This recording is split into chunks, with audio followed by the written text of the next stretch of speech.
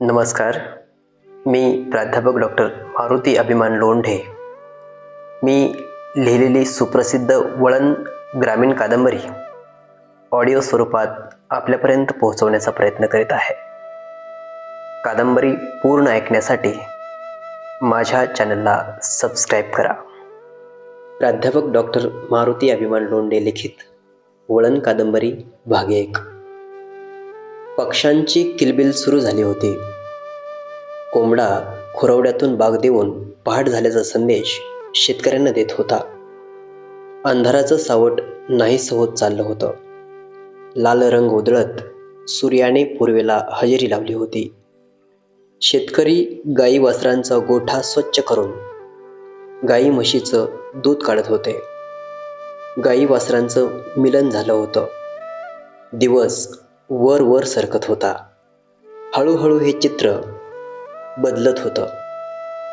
सकाळच्या 10 वाजत आल्या होत्या. राधानगरीमधली बायका माणसं रानात जायची घाई करत होते.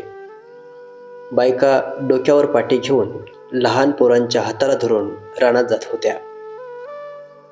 राधानगरीच्या रस्त्यानं एक मोटारसायकल येत होती.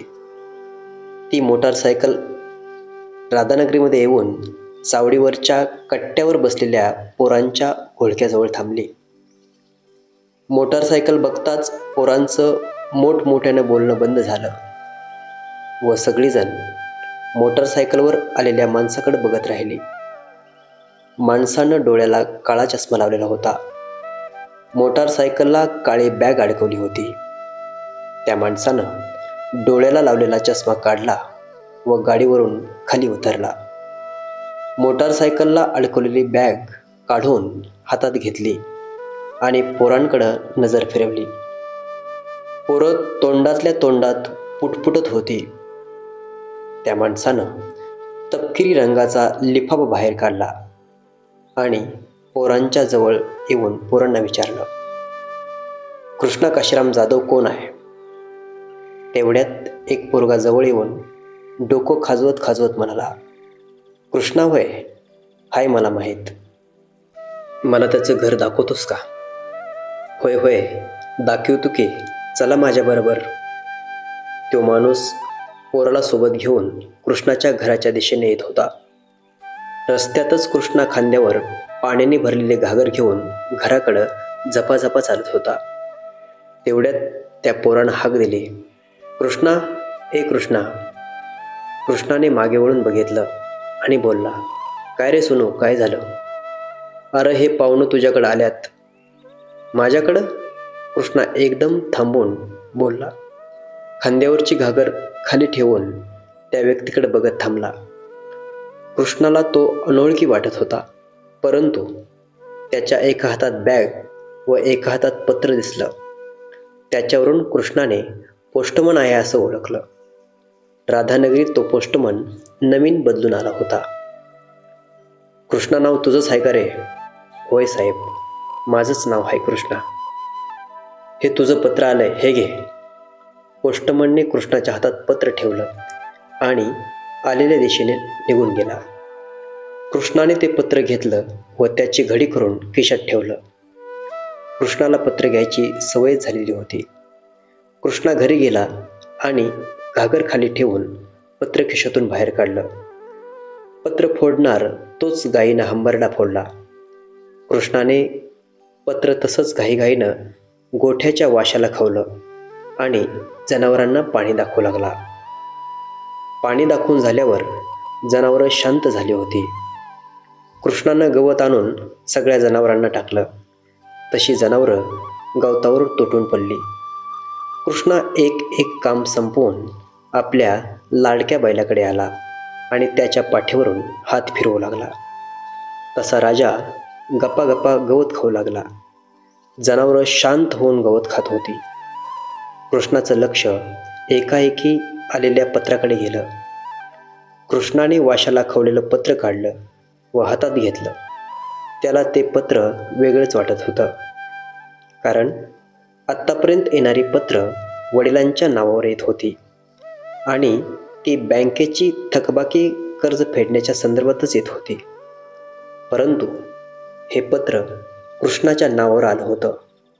त्यावर कोणत्याही बँकेचा शिक्का नव्हता. स्वतःच्या नावावर पत्र आलं आहे हे व्यवस्थित पाहिल्यानंतर कृष्णा गोंधळून गेला. कृष्णाने ते पत्र फोडलं आणि पत्र पूर्ण वाचून झाल्यानंतर तो गालातल्या गालात हसला. कृष्णाच्या चेहऱ्यावरचा ताण कमी झाल्यासारखं वाटत होतं. मनात खूप आनंद झाला होता. कृष्णाने ते पत्र घडी घालून तसंच पाकिटात ठेवलं व पाकिट घेऊन तडक रानाच्या दिशेने चालू लागला. कृष्णाला हुरूप आला होता. आई वडील शेतात कामाला गेली होती. त्याच दिशेने तो झपाझपा पावलं टाकत कृष्णा चालत निघाला. कृष्णा काशीरामजवळ गेला. काशीराम घामानं डबडबून गेला होता.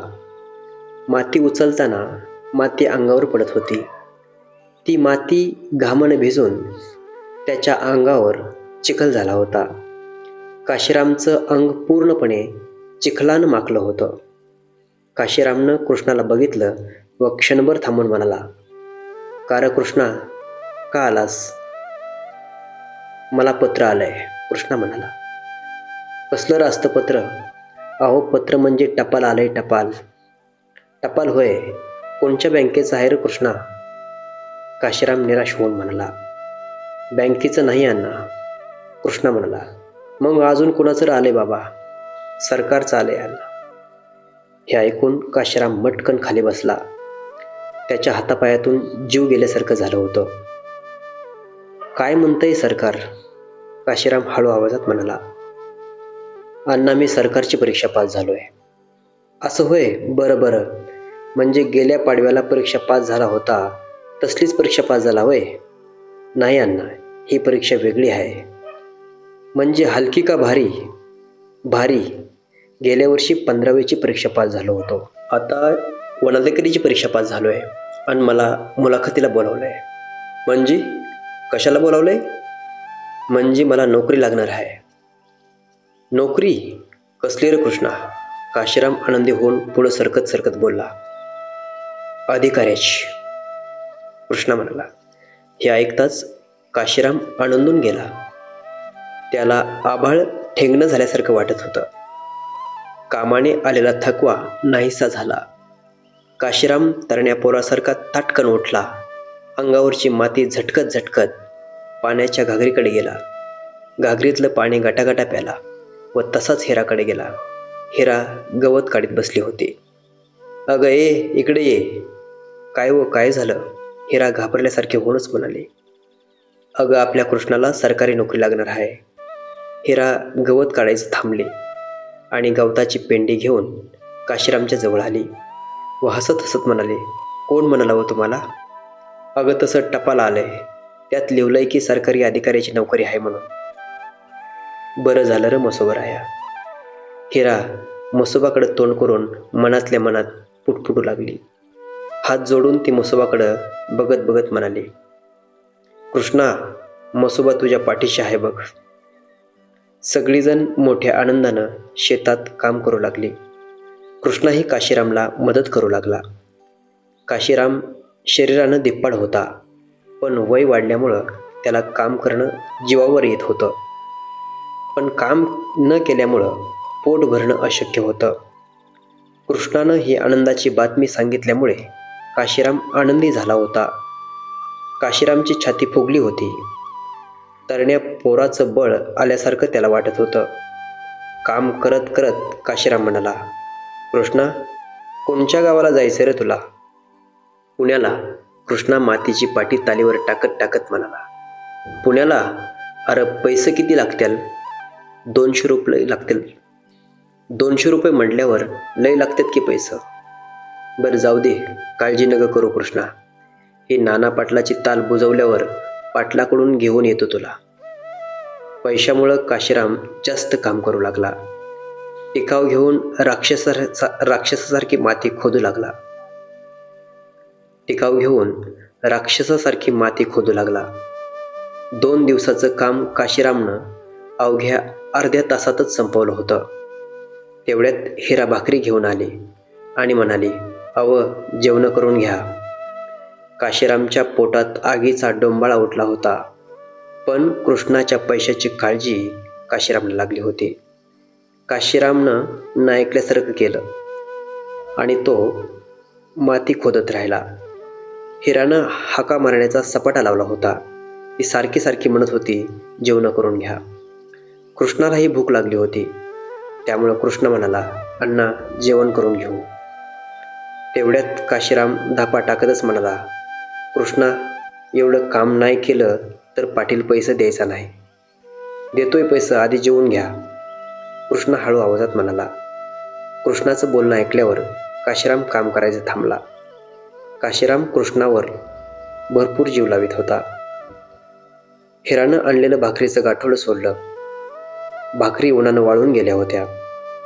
भाकरी बांधलेली फडक्याची गाठ सोडल्याबरोबर चटणीची भुकटी कृष्णाच्या डोळ्यात उडून गेली. डोळ्यात आग पडली. तेवढ्यात हिरानं घागरीतलं पाणी चटणीच्या भुकटीवर टाकून चटणी ओली केली. ओली केलेली चटणी आणि भाकरी हातावर घेऊन कृष्णा, काशीराम व हिरा कांदा तोंडी लावत खाऊ लागले. जेवण झाल्यानंतर सर्वजण आपापल्या कामाला लागले.